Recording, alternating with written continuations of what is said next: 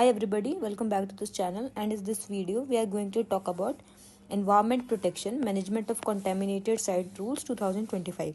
So it has been in use from so long, so I thought to discuss it with you guys. It will be going to be 2 to 3 minutes of video. Let's discuss it.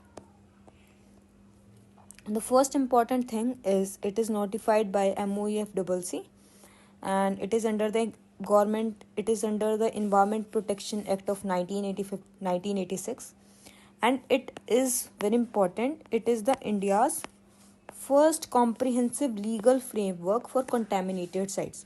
इसका मतलब बहुत simple सा है.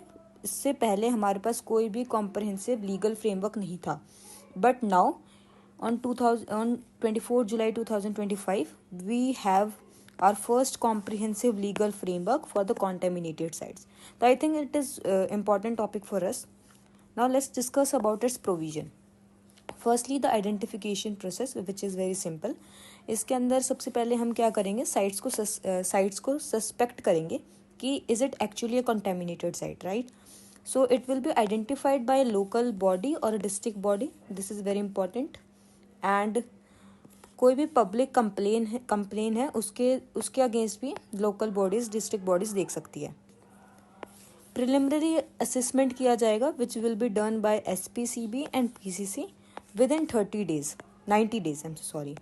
तो SPCB and PCCB is very important and of course 90 days का time दिया जाएगा, ये भी इंपॉर्टेंट है. देन स्क्रीनिंग होगी, डिटेल असेसमेंट होगा, and then the site will be confirmed as a contaminated site. Now the remediation, clean up process क्या है. जो भी ऑफिसर होगा उसको अपना प्लान विद इन 6 months लेके आना है. This is the thing which we have to remember.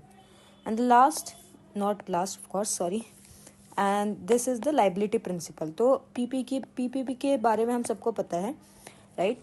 तो इसके अंदर अगर कोई भी ऑर्फन साइट मिल जाती है, देखो सेंटर में ऑर्फन साइट मिल जाती है, मतलब ऐसी साइट जो पता नहीं लग रहा कि पॉल्यूटर कौन है, ठीक है, उस साइट में cost will be shared by central plus state government. Now institutional roles की अगर हम बात करें तो district administration will be the identifying and report करेगी साइट्स को. SPCB और PCC हमने देखा असेसमेंट करेगी, monitoring and declaration. CPCB which will be guidelines and oversight, and the reference organisation technical assessments होगा. This is very important. Applicability और exclusive, apply कहाँ पे होगा ये रूल, जो हमें बहुत अच्छे से याद रखना है.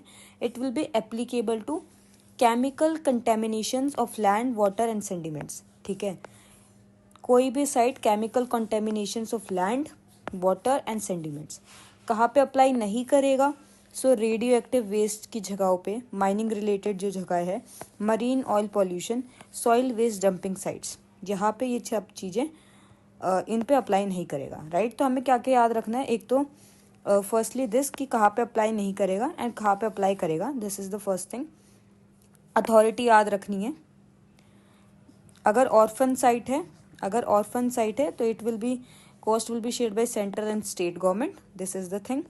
प्लान हमें 6 months के अंदर रखना है, एंड SPCB एंड PCC को with in 90 days preliminary assessment करना है, एंड आइडेंटिफाई करनी है लोकल बॉडी, आइडेंटिफाई करेगी लोकल बॉडी या district body.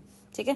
So this was all about environment protection contaminated site rule 2025. Thank you.